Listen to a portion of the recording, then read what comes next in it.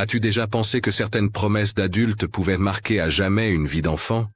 En février 1947, à Clermont-Ferrand, 2 enfants vendèrent des couvertures sur le marché pendant que leurs parents étaient repartis régler quelque chose en ville. Mais à la fin de cette journée glaciale, personne n'est revenu les chercher. Et des décennies plus tard, la photographie prise ce jour-là révélera bien plus qu'un simple abandon. Elle racontera comment 2 vies brisées ont appris à reconstruire au lieu de fuir. Reste jusqu'à la fin, car je vais te raconter toute cette histoire dramatisée, inspirée de réalités humaines que beaucoup ont vécues en silence.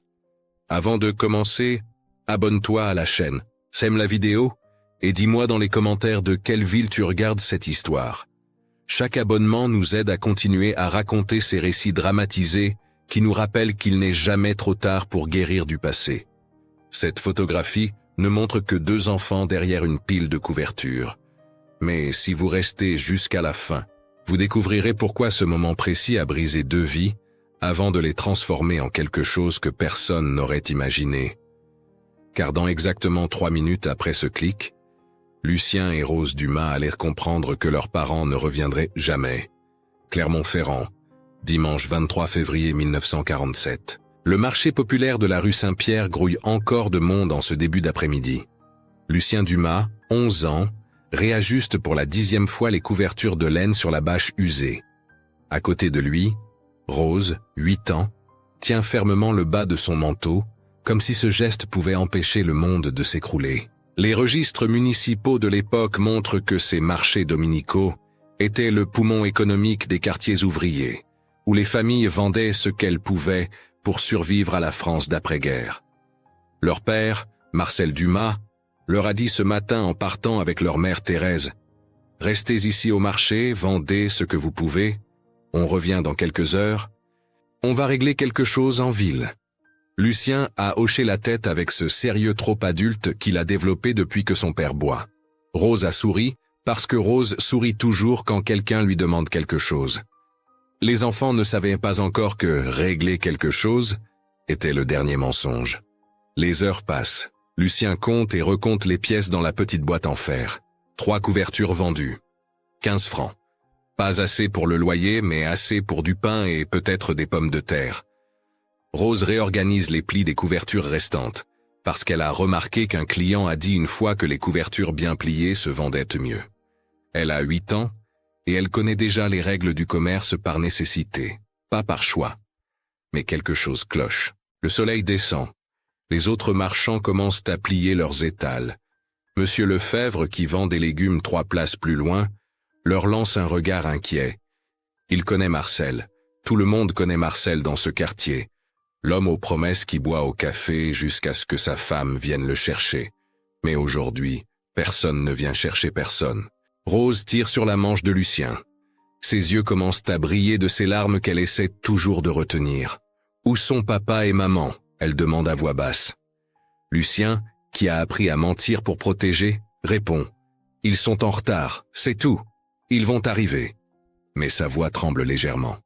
Parce que Lucien, à 11 ans, a cette intuition terrible que les enfants abandonnés développent, avant même de comprendre qu'ils le sont. Le marché se vide. Le froid de février mord leurs joues. Le clocher de l'église sonne 6 heures du soir.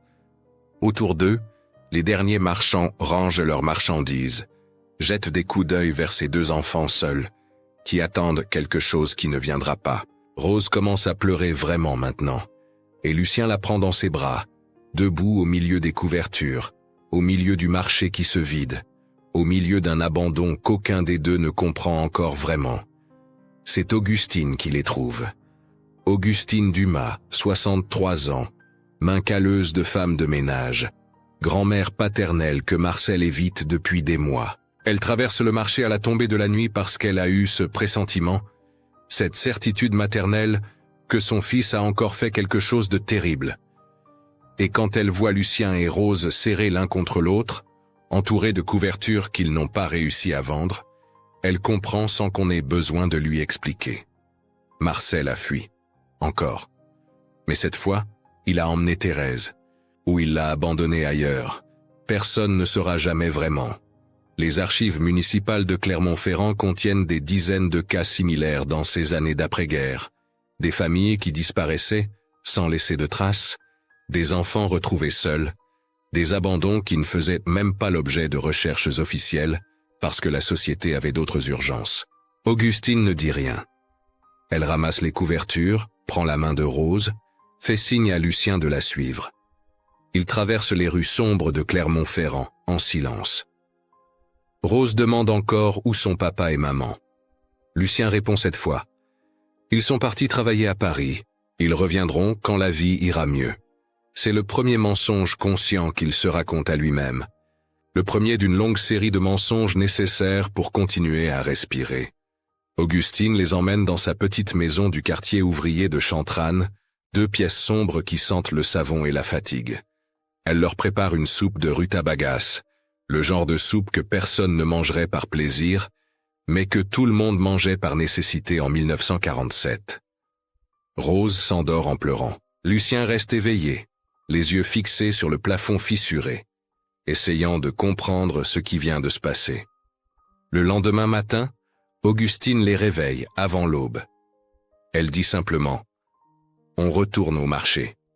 Parce que les couvertures ne se vendront pas toutes seules. Parce que maintenant ce n'est plus un jeu de marchand d'un dimanche.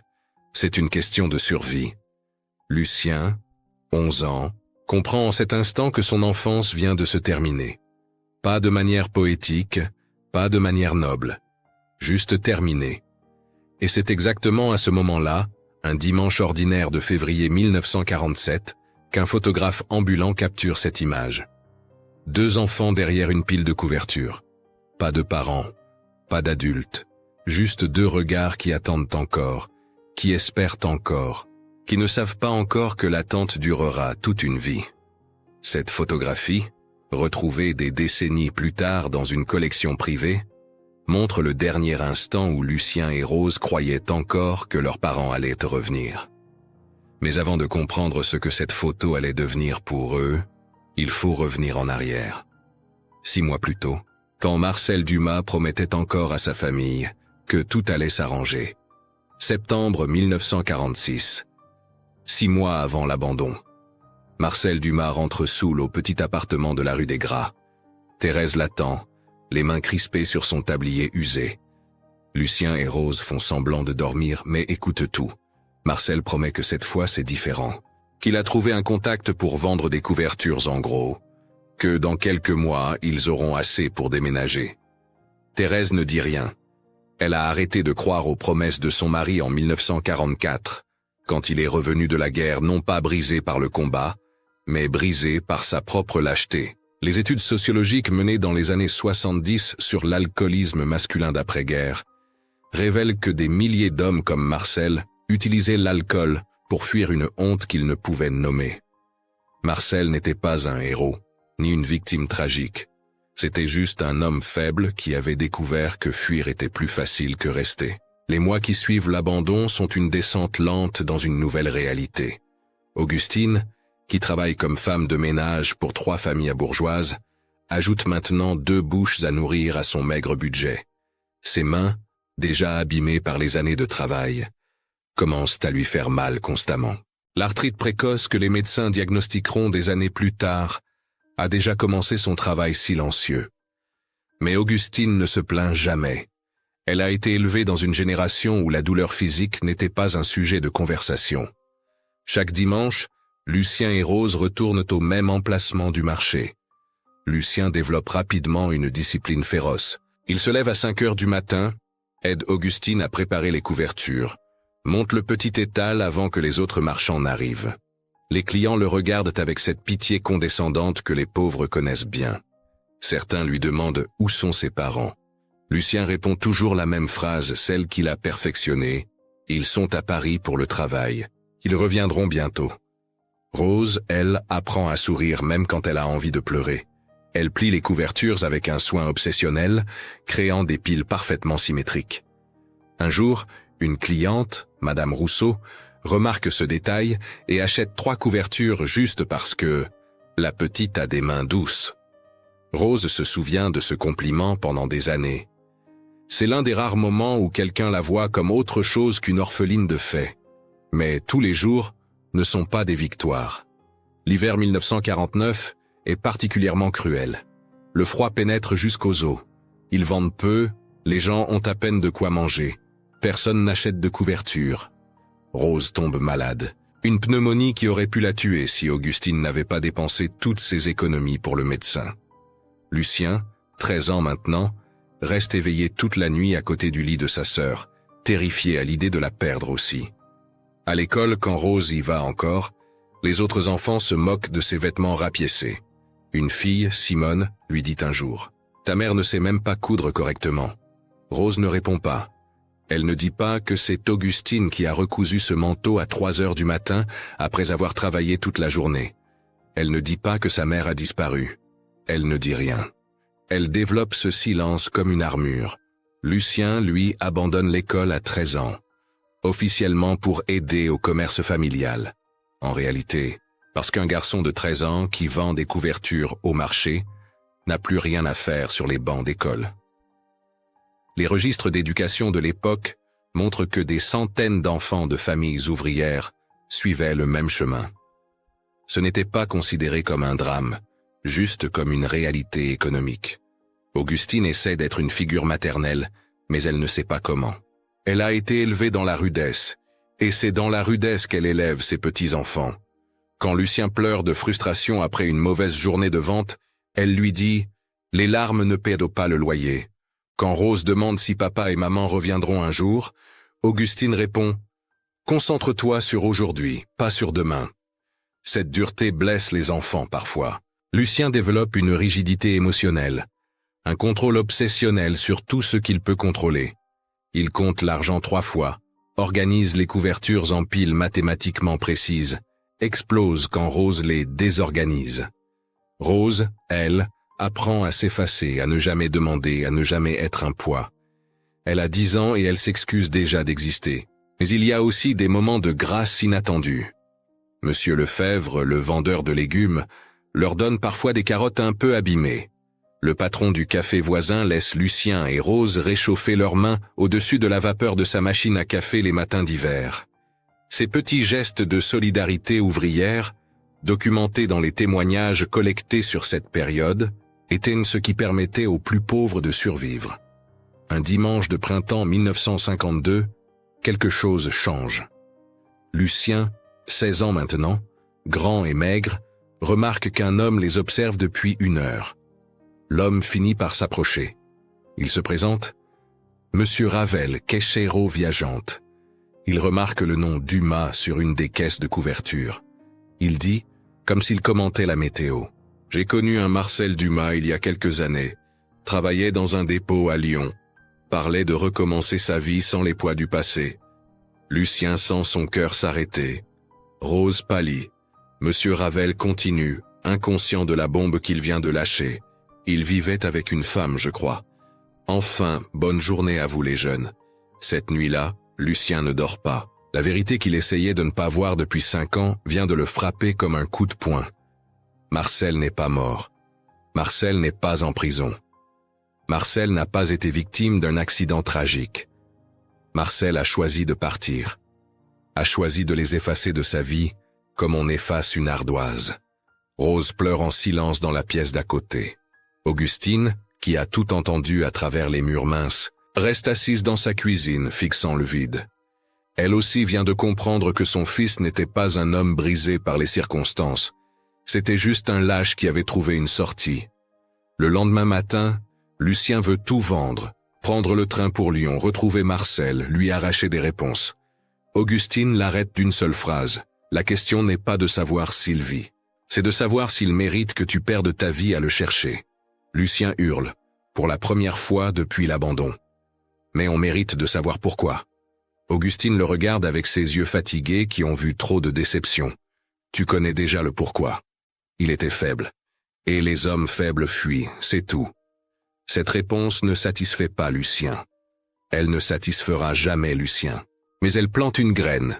Peut-être que la question n'est pas de comprendre Marcel. Peut-être que la question est de ne jamais devenir comme lui. Cette pensée, Lucien la porte en silence pendant des années. Elle devient son moteur et son fardeau. 1952 à 1958. 6 années qui transforment des enfants brisés en adultes fonctionnels mais profondément marqués. Lucien, maintenant 22 ans, a le regard dur de ceux qui ont appris trop tôt que personne ne viendra les sauver. Rose, 19 ans, a développé cette beauté fragile des femmes qui portent trop de tristesse en silence.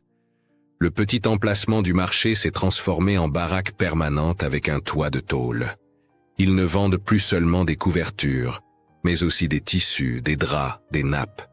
Augustine, maintenant 73 ans, ne peut plus travailler comme femme de ménage. Ses mains sont déformées par l'arthrite. C'est Lucien et Rose qui la soutiennent maintenant. Un jour de 1958, un homme entre dans leur petite boutique. Pas un client habituel. Un homme avec une chemise propre et des chaussures cirées, quelqu'un qui ne fait pas partie de leur monde.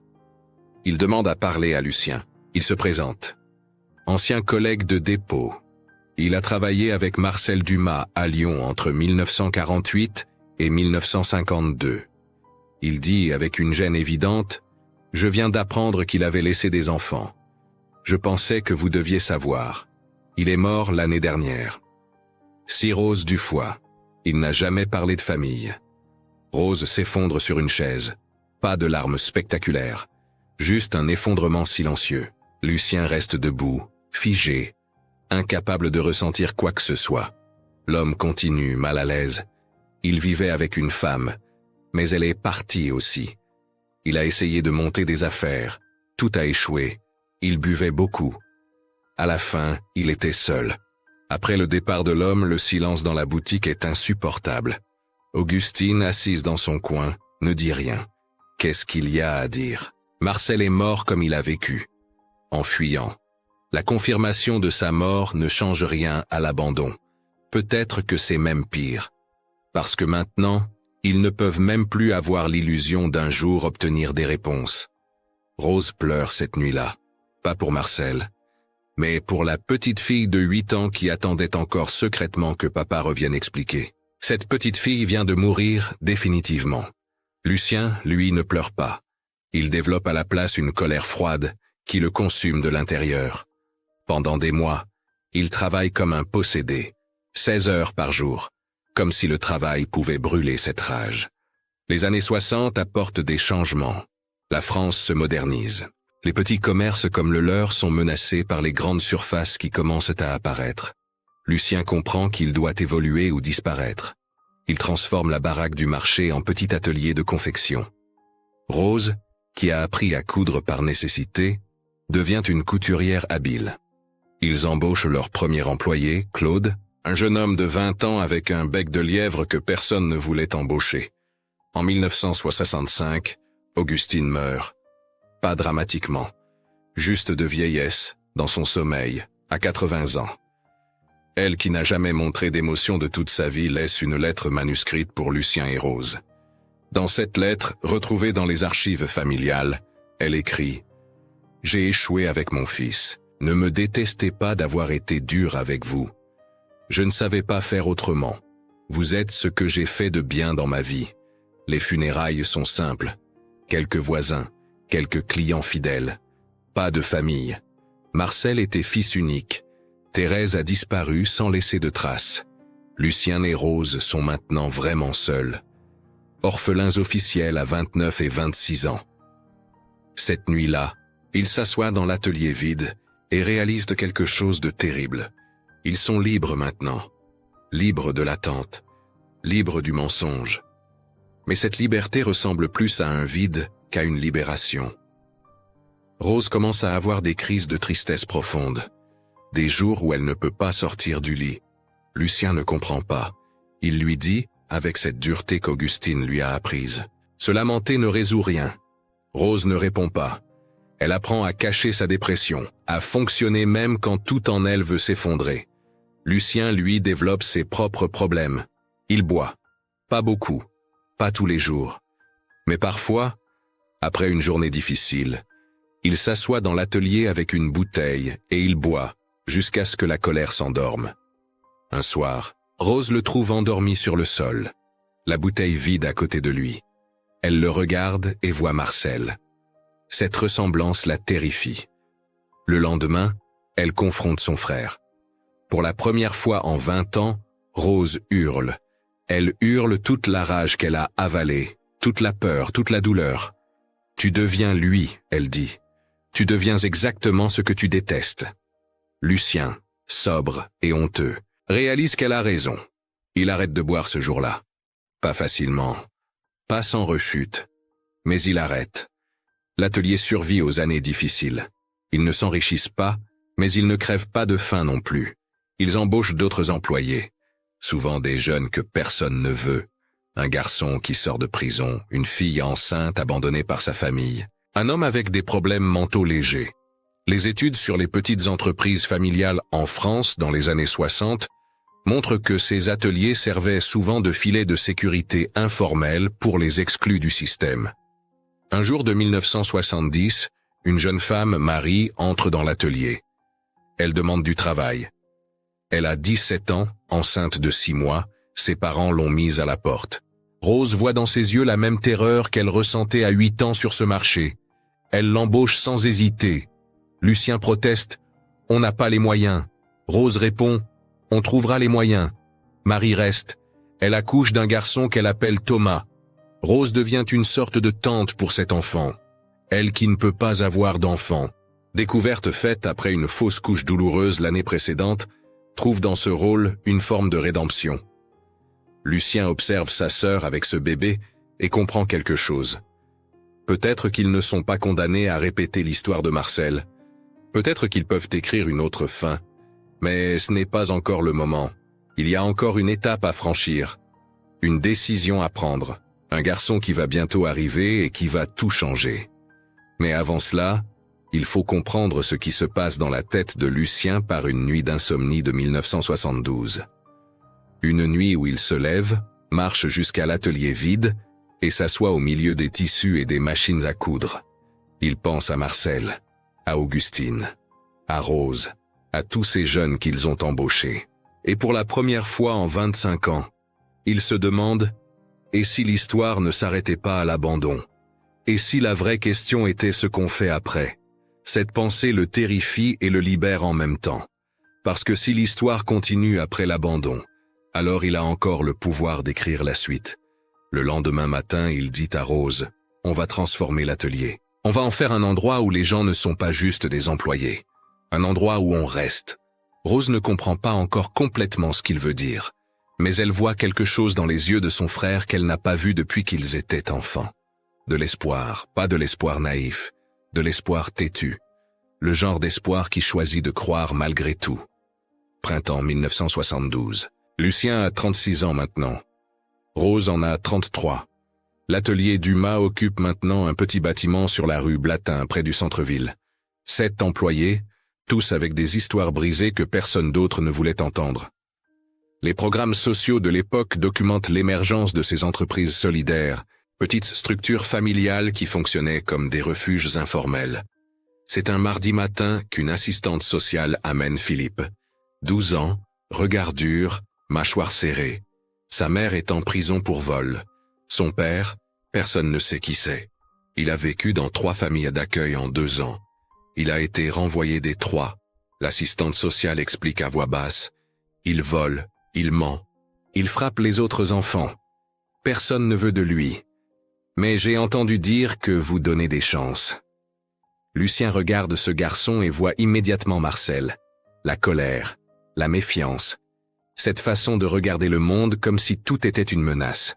Il veut dire non. Rose, elle, regarde Philippe et voit autre chose. Elle voit Lucien à 11 ans. Elle voit elle-même à 8 ans. Elle dit « Il peut rester. Les premiers jours sont un désastre. » Philippe vole 50 francs dans la caisse. Lucien le confronte. Philippe nie, puis crache par terre et dit « De toute façon, vous allez me virer, alors autant en profiter. » Lucien sent cette rage familière monter. Il veut le secouer, lui hurler dessus, lui apprendre la dureté comme Augustine le faisait. Mais Rose pose une main sur son bras. Elle s'accroupit devant Philippe et dit doucement « On ne va pas te virer, mais tu dois nous rendre l'argent. » Philippe la regarde comme si elle parlait une langue étrangère. Personne ne lui a jamais dit qu'il ne serait pas abandonné. Personne ne lui a jamais donné une deuxième chance sans condition. Il rend l'argent, mais il continue à voler. Des petites choses, un tissu, des boutons, comme s'il testait jusqu'où il peut aller avant qu'on le jette. Les employés commencent à se plaindre. Claude, le premier embauché, dit à Lucien, « Ce gamin est toxique. Il va détruire ce qu'on a construit. » Lucien sait qu'il a raison. La nuit, il prépare mentalement le discours pour renvoyer Philippe. Il trouve les mots justes, la logique implacable. On ne peut pas sauver tout le monde. Il y a une limite à la charité. L'atelier doit survivre. C'est une nuit de juin, 3 heures du matin. Lucien n'arrive pas à dormir. Il descend à l'atelier, pensant que travailler va calmer son esprit. Et il trouve Philippe. Le garçon dort entre des piles de couvertures, recroquevillé comme un animal blessé. Il pleure dans son sommeil, des petits sanglots étouffés. À côté de lui, il a volé une couverture en laine, celle que Rose avait confectionnée pour un client important. Lucien s'assoit par terre, à 2 mètres de Philippe. Il ne le touche pas, il reste juste là. Quand Philippe se réveille en sursaut, terrifié, Lucien dit la seule phrase qui compte vraiment. « Moi aussi j'ai été abandonné sur un marché, et quelqu'un est resté. » Philippe le fixe, ses yeux d'enfant durs essayant de déchiffrer si c'est un mensonge. Lucien continue, sa voix cassée par des émotions qu'il a étouffées pendant 25 ans. J'avais 11 ans. Ma sœur en avait 8. Notre père nous a laissés là et il n'est jamais revenu. Pendant des années, j'ai cru que c'était ma faute, que j'avais fait quelque chose de mal. Philippe commence à pleurer, pas des pleurs d'enfant capricieux. Des pleurs de quelqu'un qui comprend enfin qu'il n'est pas seul dans sa douleur. Lucien pleure aussi, pour la première fois depuis la mort d'Augustine. 2 hommes, 36 et 12 ans, assis entre des couvertures, pleurant pour tous les abandons qui ne devraient jamais arriver. Rose les trouve au matin. Elle ne dit rien. Elle s'assoit simplement avec eux. Cette nuit-là change quelque chose de fondamental. Philippe ne devient pas soudainement un enfant sage.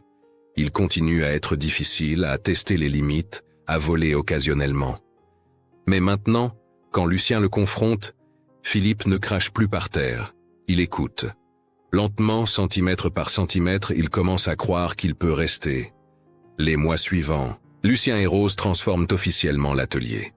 Ils ajoutent 2 chambres à l'étage. Pas un orphelinat, pas une institution. Juste un endroit où les jeunes en situation impossible peuvent dormir, manger, apprendre un métier. Les registres des services sociaux de Clermont-Ferrand mentionnent plusieurs de ces structures informelles dans les années 70, nées de la volonté de gens ordinaires qui refusaient de laisser d'autres tomber. D'autres jeunes arrivent. Martine, 16 ans, battue par son beau-père. Karim, 15 ans, arrivé seul d'Algérie, sans famille. Sophie, 14 ans, toxicomane qui essaie d'arrêter. Tous apprennent à coudre, à gérer un stock, à tenir une caisse. Mais surtout, ils apprennent qu'il existe des endroits où on ne vous abandonne pas au premier problème. Un dimanche après-midi de 1975, Lucien sort de l'atelier et voit Philippe jouer au football dans la rue avec Karim. Philippe rit, un vrai rire. Lucien réalise qu'il ne se souvient pas de la dernière fois qu'il a entendu un enfant rire dans leur vie. Rose le rejoint, pose sa tête sur son épaule. Elle dit « Augustine serait fière ». Lucien n'en est pas sûr, mais il sait qu'Augustine serait au moins satisfaite, parce qu'ils n'ont pas répété l'histoire. C'est cette année-là, 1975, que Lucien prend une décision. Il va chercher dans ses affaires personnelles la seule photo qu'il possède de son enfance. Cette photo du marché de 1947. Lui a 11 ans. Rose a 8 ans, seul derrière les couvertures. Pendant 28 ans, il a gardé cette photo cachée dans un tiroir, incapable de la regarder sans se sentir brisé. Mais maintenant, il la regarde différemment. Ce n'est plus juste une preuve de leur abandon. C'est aussi une preuve qu'ils ont survécu.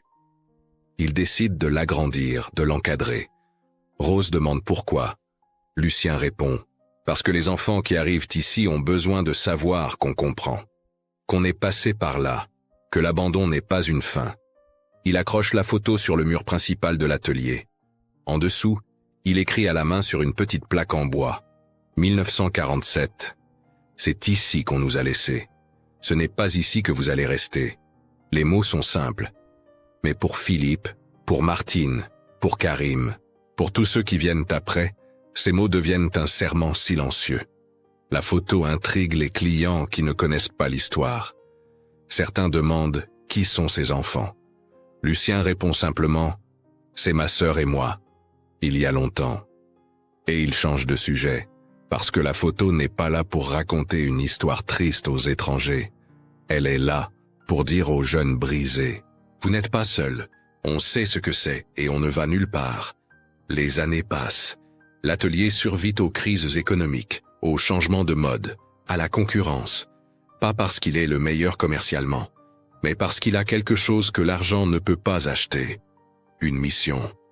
Pas une mission noble et abstraite, une mission simple et concrète. Rester quand tout le monde part. Lucien a maintenant 44 ans. Ses cheveux commencent à grisonner aux tempes. Rose en a 41, avec ses rides fines autour des yeux qui viennent de trop de nuits blanches et trop de sourires forcés. L'atelier Dumas a accueilli, au cours des 8 dernières années, 32 jeunes en situation désespérée. Certains sont restés des mois, d'autres des années. Certains ont volé et sont partis. D'autres sont devenus des employés permanents. Quelques-uns ont tout simplement disparu un matin sans laisser de mots.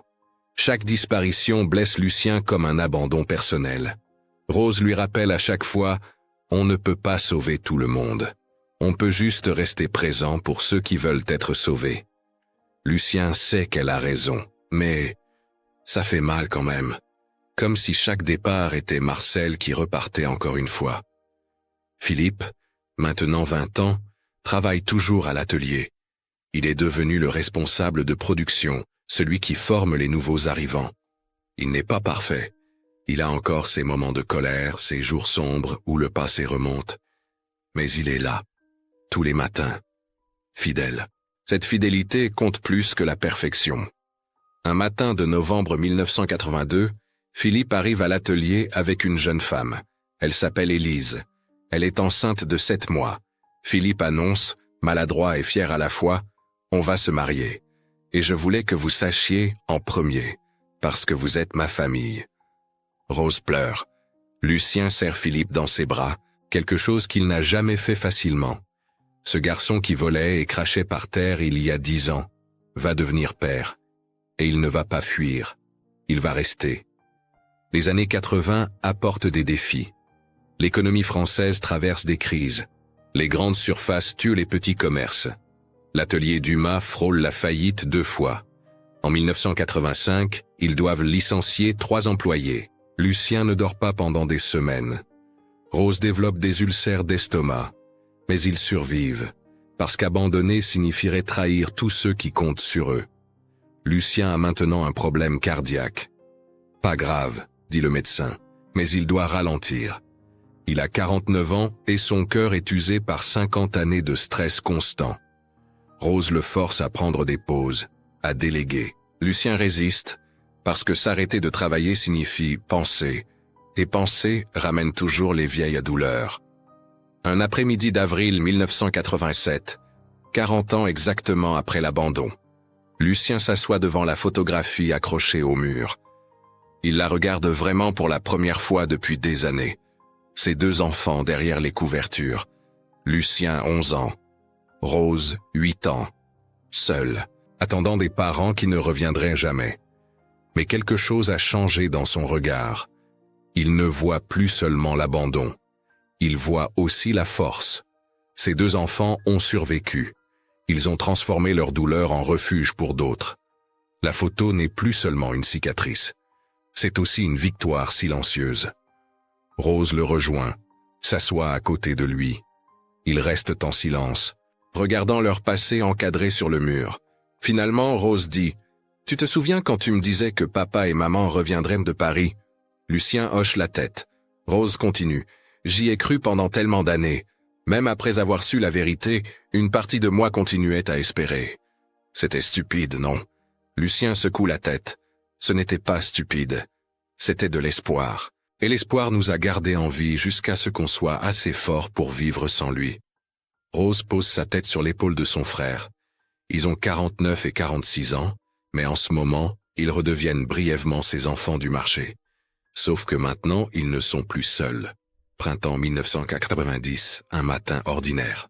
Philippe entre dans l'atelier avec un petit garçon de 6 ans qui tient sa main. C'est son fils, Thomas.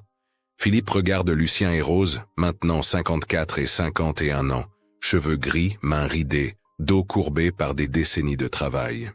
Il dit « Thomas, je veux te montrer quelque chose d'important. » Il l'amène devant la photographie de 1947. Thomas regarde les deux enfants derrière les couvertures et demande « C'est qui ?» Philippe s'accroupit à la hauteur de son fils et répond « Ce sont Lucien et Rose quand ils étaient petits. Leurs parents les ont abandonnés sur un marché. Ils étaient seuls. Ils avaient peur. Mais quelqu'un est resté avec eux. » Thomas, avec cette sagesse simple des enfants, demande « Et maintenant ?» Philippe regarde Lucien et Rose, et sa voix se brise légèrement. Maintenant, ils sont les gens les plus courageux que je connaisse, parce qu'ils ont décidé de ne jamais laisser personne seul comme ils l'ont été. Lucien sent quelque chose se briser en lui. Pas quelque chose de douloureux. Quelque chose qui avait besoin d'être brisé depuis longtemps. Cette carapace de dureté qu'il a construite à 11 ans. Il pleure devant cet enfant de 6 ans, et il n'a pas honte. Rose pleure aussi. Philippe les serre tous les deux dans ses bras, et Thomas, ne comprenant pas complètement mais sentant l'importance du moment, met ses petits bras autour de leurs jambes. Philippe dit alors, et ces mots sont peut-être les plus importants de toute l'histoire. « Vous saviez que vous m'aviez sauvé. » Lucien, la voix cassée, répond « Non, on a juste fait ce que personne n'a fait pour nous. Restez. Restez. » Ce mot simple contient toute leur vie. Restez quand c'est difficile. Restez quand c'est douloureux. Restez quand la logique dit de partir. Restez parce que quelqu'un doit montrer que l'abandon n'est pas la seule option.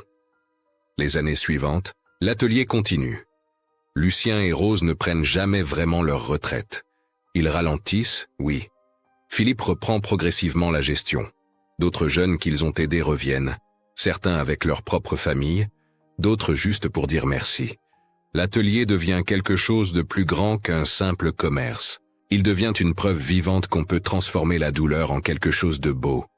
En 1995, Lucien meurt d'une crise cardiaque, 60 ans. Pas spectaculaire. Il meurt en dormant, dans sa chambre au-dessus de l'atelier. À ses funérailles, il y a plus de 100 personnes. Pas des personnalités importantes. Des gens ordinaires, des anciens employés, des jeunes qu'il a aidés, des clients fidèles. Tous venus dire au revoir à un homme qui n'était pas un héros, juste quelqu'un qui avait refusé d'abandonner. Rose survit encore 8 ans. Elle meurt en 2003, à 64 ans, d'un cancer. Avant de mourir, elle demande à Philippe de garder la photographie. Pas dans un musée, pas dans un endroit public, dans l'atelier, parce que la photo n'appartient pas à l'histoire. Elle appartient à ceux qui ont besoin de savoir qu'ils ne sont pas seuls. Aujourd'hui, en 2025, l'atelier existe toujours. Pas dans le même bâtiment, pas avec les mêmes employés. Mais la mission continue. Sur le mur du bureau de Philippe, maintenant 65 ans et qui prépare sa propre retraite, la photographie de 1947 est toujours accrochée. Lucien 11 ans, Rose 8 ans, seul derrière des couvertures sur un marché de Clermont-Ferrand. En dessous, la plaque en bois écrite à la main par Lucien il y a 50 ans. 1947. C'est ici qu'on nous a laissés. Ce n'est pas ici que vous allez rester. Les mots sont décolorés maintenant. Le bois est usé. Mais le message reste puissant. Philippe montre parfois cette photo aux nouveaux jeunes qui arrivent, perdus et brisés comme ils l'étaient. Il leur raconte l'histoire de 2 enfants abandonnés qui ont choisi de transformer leur douleur en refuge. Il leur dit « Vous n'êtes pas seuls. On sait ce que c'est. Et on ne va nulle part. La photographie ne résout pas tout. Elle ne guérit pas magiquement les traumatismes. Mais elle murmure une vérité simple. L'abandon ne vous définit pas. Ce que vous faites après, oui. Et parfois la plus grande victoire n'est pas de ne jamais tomber. C'est de tomber, de se relever et de tendre la main pour aider quelqu'un d'autre à se relever aussi. Dans cette petite photo en noir et blanc, figée en 1947, 2 enfants attendent. Ils ne savent pas encore que leurs parents ne reviendront jamais. Ils ne savent pas encore qu'ils vont transformer cette attente vide en quelque chose de puissant. Ils sont juste 2 enfants derrière des couvertures, essayant de survivre à un dimanche d'hiver. Mais aujourd'hui, 80 ans plus tard, leur histoire murmure encore à ceux qui ont besoin de l'entendre. L'abandon n'est pas la fin. C'est juste le début d'une autre histoire. Une histoire où vous choisissez de rester, où vous choisissez de ne pas répéter les erreurs, où vous choisissez de transformer la douleur en refuge. Et cette histoire-là, personne ne peut vous l'enlever, parce qu'elle est à vous, écrite avec vos choix, pas avec les abandons des autres. La photographie reste dans l'atelier, pas dans un musée, pas dans un livre d'histoire, là où elle doit être, avec ceux qui comprennent vraiment ce qu'elle signifie. Ceux qui savent que parfois, le plus grand courage n'est pas de partir à l'aventure, c'est de rester. Simplement rester. Quand tout le monde part. Et c'est peut-être la plus belle histoire que 2 enfants abandonnés pouvaient écrire. Avant de conclure, souvenez-vous que cette histoire fictionnelle, bien qu'inventée, reflète une vérité profondément humaine. Celle de la résilience née de l'abandon, de la force tranquille de ceux qui décident de rester quand tout semble perdu. Elle nous rappelle que le courage ne se trouve pas toujours dans le départ, mais souvent dans la persévérance silencieuse, dans le choix de transformer la douleur en refuge pour les autres. Et vous, qu'auriez-vous fait à la place de Lucien et Rose? Avez-vous déjà connu quelqu'un qui a choisi de rester quand d'autres sont partis? Pensez-vous que le passé peut vraiment être guéri en aidant les autres? Écrivez le mot « rester » dans les commentaires pour me montrer que vous êtes allés jusqu'au bout de cette histoire. Dites-moi aussi de quelle ville vous venez, et si vous le souhaitez. Partagez une histoire ancienne de votre famille, un souvenir d'un ancêtre, une leçon de vie qui pourrait inspirer une nouvelle histoire sur cette chaîne. Merci de votre présence. Abonnez-vous, aimez la vidéo, activez la cloche et partagez-la avec quelqu'un qui croit encore qu'il est trop tard pour se reconstruire. Et si vous voulez continuer ce voyage émotionnel, cliquez sur la vidéo suivante qui s'affiche maintenant.